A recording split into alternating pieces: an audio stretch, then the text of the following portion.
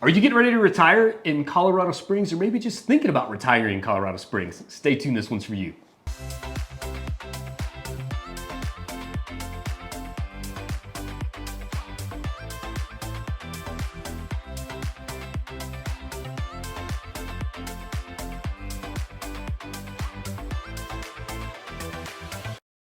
All right, so like I said, if you're thinking about retiring in Colorado Springs, which there's a lot of people talking about this, we're taking a lot of calls from people that want Colorado Springs to be their last move, if you will. So there's just a handful of things you really need to keep in mind as you're doing some research about Colorado Springs. The first one that I think is just the type of environment that Colorado Springs has. So for one, healthy environment. It is. Outdoor stuff to do. A lot of people are super active. They say as you get closer to retirement, it's even more important to stay active. So definitely you're gonna find an environment that you have an active group of people, or you're definitely gonna be able to find the active retirees that are wanting to get out and do a lot of stuff, be it, you know, golfing, hiking, biking, whatever it might be. The other thing I think people need to keep in mind is the physical environment from the aspect of Colorado Springs is a high desert. So it is pretty dry here for the most part. I mean, we do have our rainier seasons, but it's pretty dry overall, and altitude. Yeah. That's the number one thing. So people that have never lived at altitude, when a lot of folks come to Colorado Springs, or really to Colorado in general, they come to visit, you know, you get off the plane, your nose dries out, trouble breathing, whatever it might be. Yep. So Colorado Springs is a great fit for a lot of people, but if you are affected by altitude negatively, like we've had some clients in the past that have actually moved away from Colorado Springs because the altitude as they got older just started to bother them more. Yeah. So if you're somebody that maybe has some respiratory issues and you've had altitude issues in the past, I recommend taking a little visit to Colorado, make sure it might be a good fit for you. But at the same time, I'll say, don't judge the environment based on like as soon as you step off the plane. Because I know a lot of people that whenever they land in Colorado, they land in Denver, drive down to Colorado Springs, which is actually higher than Denver, and they get here in that first day, they're kind of struggling to adjust to the altitude, so they just kind of rule it off their list. But give it some time, spend a couple days here, and your body usually does adjust pretty fast, but that's not for everybody. So that's number one for me, is just realize Colorado Springs, healthy environment, there's gonna be a lot of active stuff to do, whatever you like to do, and then also just make sure that the physical environment is a good fit for you, especially if you've had previous health issues or something like that, where maybe the altitude's going to bother you more. Yeah, I'd also say too, in comparison to other like really popular retirement communities, it's not Phoenix. Yeah, it's not Florida. It's not that dry as Phoenix for sure. Yep. Not as humid as Florida. Yeah. Yep. But it's also not like the same in terms of like weather and weather patterns, right? The weather here is way more varied. Okay, than yeah. It will be, Yeah. in my opinion. Yeah, right? no, I think like, that's true, yeah. Yeah, I mean, you have like your stormy and rainy seasons in Florida. You have your monsoon season, you know, in Phoenix, places like that. But the weather is a lot more varied here, like throughout the year and day to day. Yeah, you get a true 4 seasons in Colorado Springs for sure, yeah. And sometimes you get a true 4 seasons in one day. You know? That's true, man. I've had days where it has snowed and we get a snow day at school, like back in the day when I was in school. Yeah. We get a snow day at school. The next day you wake up, it's 70, all the snow's gone, and like you're like, what is going on? What the heck here? happened? Exactly, you know? So you definitely get that. It's not going to be like that super consistent, you know, Phoenix or Florida or Southern California or something like that. It's a little bit different here from that standpoint too. So, yeah, no, I'd agree with that for sure, yeah. The next thing I think of is medical care. So, you know, Colorado Springs, we talked about this before in other videos, big military town. There's 5 major military installations here. So as you can imagine, a lot of folks, when they retire out of the military, they stay local in Colorado Springs. So on the military side, you have 5 installations, and a couple of those have major medical facilities. So definitely medical, whether you're a military retiree or if you're a civilian retiree, the medical care in Colorado Springs, I think is great. There's 4 major hospitals.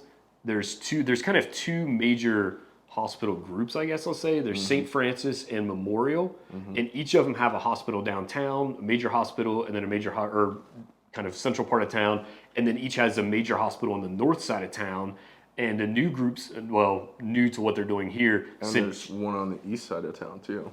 Sorry, I forgot. Yeah. St. Francis. St. Francis over Woodman and Powers. And then the Centura Medical Group is just about to open a big new hospital right at Interquest and I-25. So not only is it your basic primary care physicians, there's a lot of options in Colorado Springs for just about, I would venture to say, no matter what your insurance coverage is, there's going to be somebody that's on your healthcare plan available here. But the medical community is growing so much in Colorado Springs that for a lot of those things that, 5-10 years ago, you had to drive to Denver to take care of like a specialty thing. There's really good options in Colorado Springs now as well. Yep. And if there is a specialist that you need that's not available in Colorado Springs, I can't think of a single specialty that's not available in Denver. Yep. So, an hour up the road. So between Colorado Springs and Denver, there's a crazy amount of medical options, both primary care, emergency care, and specialty care.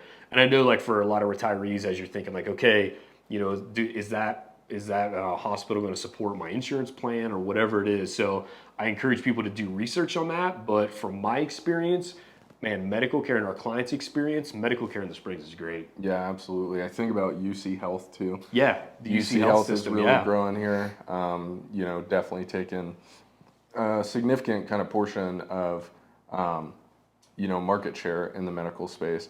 And I also think about some of that medical care that is kind of just specifically for retirees, like some of that more kind of standard stuff.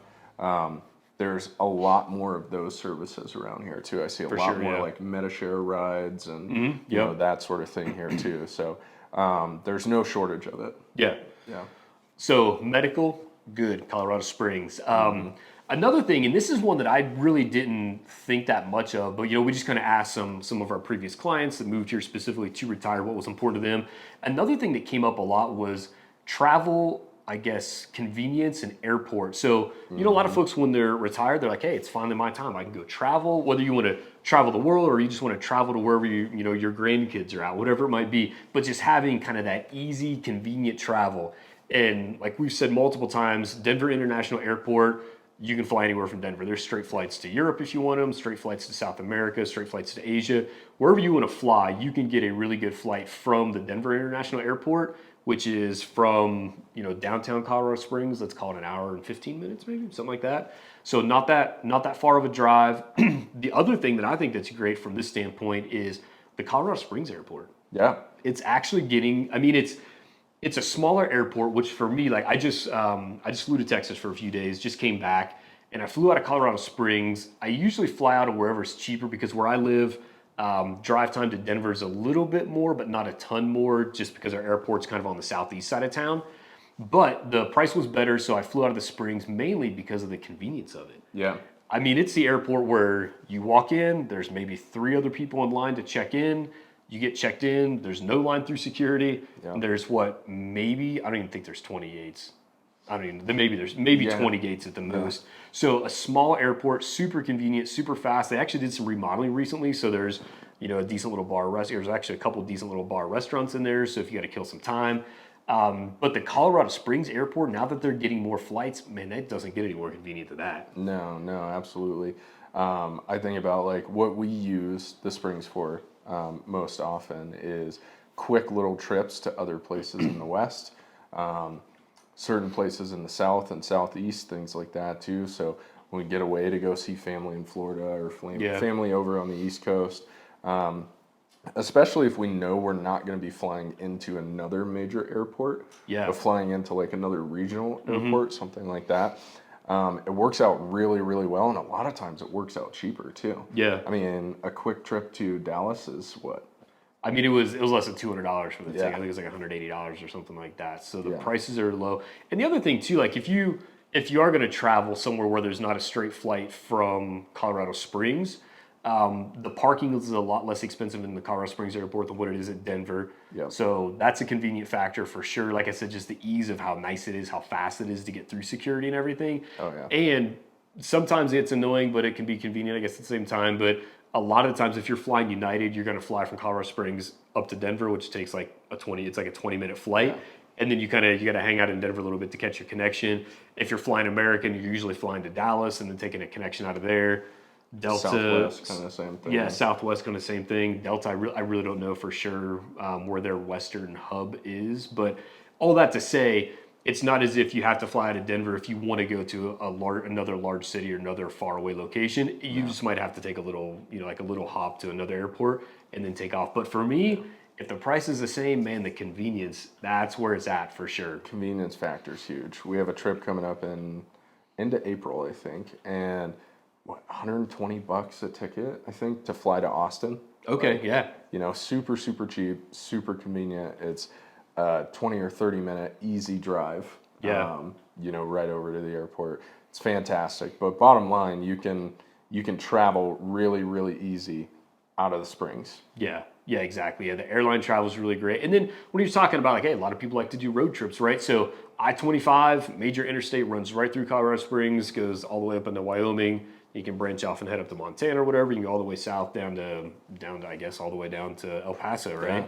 And then east-west, I-70 goes east-west right through Denver, so quick access if you're heading on a road trip back east, or if you're going to cross the mountains, you're headed out to the west coast. So vehicle travel as well. Colorado Springs is a great location just with the interstate system kind of crossing almost right through our town. So it is, yeah. And to hook up with I-70, unless you're going west, you don't have to go up to Denver. Yeah, that's true. You cut straight out of the Springs, straight kind of east, northeast, yeah. Yep, Highway 24 links up with 70 out in Lyman, about an hour and 15 minutes east of the Springs, and you can be on I-70 headed to the east. So yeah. So travel. Easy. Colorado Springs is good for travel. It's easy. Yeah. Number 4 thing. Number 4.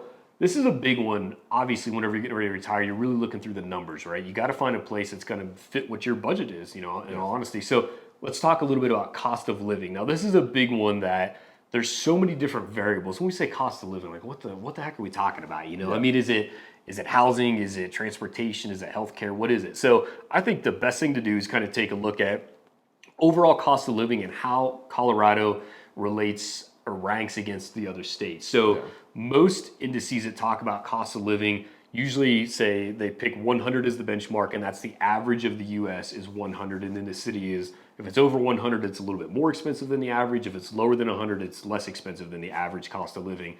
Colorado is 102. I looked at a couple different sites, and one of them is like bestplacestoretire.com or something like that. It said the same thing. They probably all pull the same data. But the reason that it was slightly above average for cost of living was 100% based on housing prices. Yep. So we all know Colorado Front Range, everywhere, but we've seen a lot more of it here. Housing prices have went up a lot over the last 5 years. Yeah. So that's why the cost of living has bumped up above the national average. If you look at things like healthcare, actually less than what the national average is. And I got to say, I really don't know how they figure all these numbers out. Yeah. But from several different rankings, that's what I saw, is that the healthcare coverage is less than the national average, as is utilities. Our utility cost is lower than what it is nationally. And like I said, we talked about the housing piece being a good bit higher. So, yeah, absolutely. No, that's definitely the piece of it. It usually Colorado ranks in the top 10. Yeah, of places to retire. Yeah. So it is, the housing is just a really, really big portion of why it looks and feels more expensive to live here. I mean, we saw 35% appreciation conservatively. Yeah, over the last 3 years, probably. Over the last 3 years. 3 years, yeah. And you saw that in the rental space too. Mm-hmm. So it just drives up the cost of living. Overall, though, I mean, I think about property taxes. I've had so many clients move here in the past. It seems like every client from any other state, right, says this. Oh, yeah. They just go, wait, this is what your property tax? I'm like, yeah, is this too expensive? And they're like, it's way more expensive where I'm from. We pay that in a quarter where we're coming from. I talked to a client yesterday. They're moving up actually from the Austin area, and they said where they're at now, their property taxes are $1,000 a month. Holy cow. So 12 G's a year. And ours varies based on, obviously where you're at exactly. The middle levy rate's going to be different depending on what school district you're in, and what if there's any big metro district improvements that are getting paid for. But overall, ours are drastic. I mean, I would say a third of that, literally, or maybe even a quarter of that, apples to apples, as much as you can get. So property taxes are a ton lower. I'm sure there's other states where they're as low maybe, but our property taxes are a lot lower here, which, to go back to that housing piece, when you look at the overall, cost of living, for your house part of it, when you factor property taxes in, it's probably still a little bit more, but not as much more as it looks initially when you first look at it. Yeah. And I think about too, we recently, I don't know, in the last 6 months, took a trip to Cali together. The food cost out there Yeah. blew me away compared to what we Crazy. pay And here. I'm sure like if you're, kind of middle of the country, and I'm from the Midwest, so kind of that flyover land Midwest, like, I'm sure probably food costs are, I'm guessing they're probably lower there, but ours compared to a lot of the country, I know we're below the national average when it comes to that food cost. So, when you look at groceries, average dining out, all that stuff. So food cost is going to be less here than what it is in a lot of places for sure. Yeah, absolutely. And I will say I've seen transportation costs go up a little bit due to the same thing that everyone else has seen, just higher gas costs. Right. I know you and Kyle mentioned this in another video. We had a refinery shutdown recently. Yeah. And that's kind of increased costs a little bit. And we're also just in the middle of the country. So longer shipping, longer transportation, a little bit higher cost on things like fuel and things like that. But overall, I feel like it's kind of offset at least a little bit, the higher housing costs and things like that. So Yeah, I think so. And I think like what I don't mind as much, I guess, about like you said, our fuel costs are kind of creeping up a little bit, but there's kind of some other reasons for that. Like what you don't see is like the fuel surcharge and taxes that get tacked onto it aren't nearly as much here as like definitely not like California or anything like that, but I think even lower than a lot of other states too. With along the lines of taxes, like sales tax is lower here than what it is in a lot of places. Yeah. And in the Colorado Springs area, it varies a little bit because like inside Colorado Springs, inside the city limits is one tax rate. And then when you get outside the city limits, you kind of lose, basically you take off, I think it's about 2.5% less if you're just in the county because you don't have the city tax in there. Yeah. So I think for where I live at, I live in the county, not in the city limits. Our sales tax in our area is 5.13%. Yeah, so it might be like 8% little bit maybe, more. I something think like it's 8%. Yeah, in the city, yeah. So, but compared to Denver, we're a lot lower, and I know compared to a lot of other municipalities, when you figure state and local taxes in there, we're definitely lower than a lot of other places, and that helps out that overall cost of living come down some. The sales tax.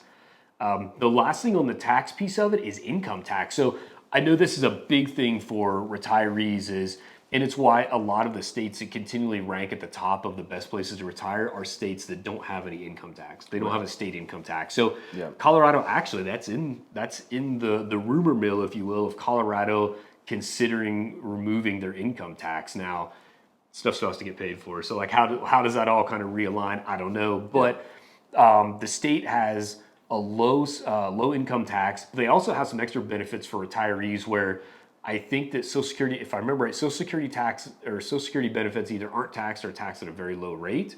And then also it's a flat income tax. So, if you're a retiree that has a lot of assets that you're, kind of taking an annuity from or whatever it might be, your tax rate isn't going to be, crazy ridiculous compared to somebody else. So the income tax is a big piece that even though we do have a state income tax, it's a lot lower. I think that if I remember right, I think it was like around like 4.2%. When you kind of factored in all the numbers, it was under 5%, just over a little bit over 4%. So the income tax piece of it, lower than the national average, helps out the overall cost of living too. So and there is a senior discount on property taxes. That's right. Well. Yeah, so you get a senior discount to make your property taxes even lower for sure. And then if you happen to be a military retiree or somebody getting ready to retire from the military, and considering Colorado Springs, there's other benefits as well. So if you are a retired military member and you're assessed VA disability over a certain limit, then you actually get, they remove your, I'm gonna get this messed up probably, but there's no property tax on the first $200 in assessed value. So you get a pretty big tax break on that aspect of it as well. So yeah, there's definitely some senior benefits for sure. There's some military benefits of that, if you fall into that category, on top of just kind of the general overall relatively low cost of living for where it's at, Yeah, absolutely. What else? You're way off from retirement age, man. I really am. Sam's got a ways to go. I got a little ways to go actually too. So you do. But in all honesty, like Colorado Springs, just I think about the environment and just how much stuff there is to do here, the amount of sunshine we get. Like I don't have a plan to move anywhere else when I hang it up and retire. Like Colorado Springs is a great place to retire. So a little bit of detail for you. As always, if you have any other questions, even, like we always say, we are licensed realtors. It's what we do day in and day out is help people find homes when they come to Colorado Springs. But If you have any questions about this information too, definitely reach out. Whatever we can do, we're the kind of the guys on the ground. We're the ones that answer the phone calls. So if you have any questions, reach out anytime. Whatever we can do to help out, that's what we're here for. And if it's good info, take the time. Subscribe to the channel, hit the little notification bells and all that stuff. So whatever we can do to help you out, that's what we're here for. That's right.